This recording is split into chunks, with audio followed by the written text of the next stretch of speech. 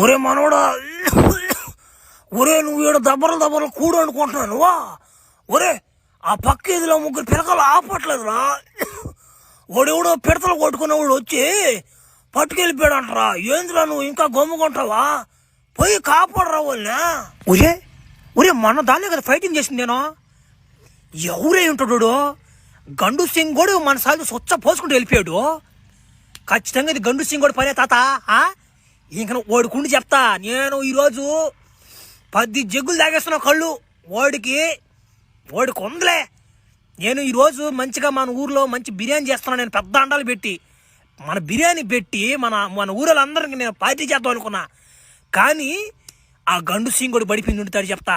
రే మీరు ఆటోలో అంటారు, ముందు స్కూటీలో పోతాను నేను.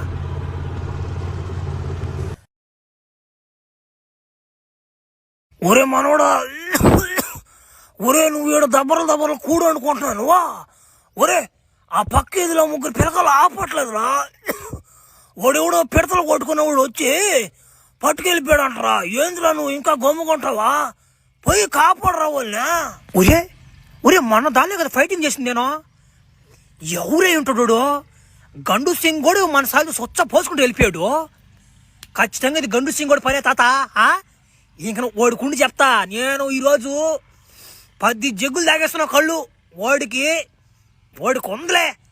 నేను ఈరోజు మంచిగా మన ఊర్లో మంచి బిర్యానీ చేస్తున్నాను. నేను పెద్ద అండాలు పెట్టి మన బిర్యానీ పెట్టి మన ఊరోళ్ళందరికీ నేను పార్టీ చేద్దాం అనుకున్నా.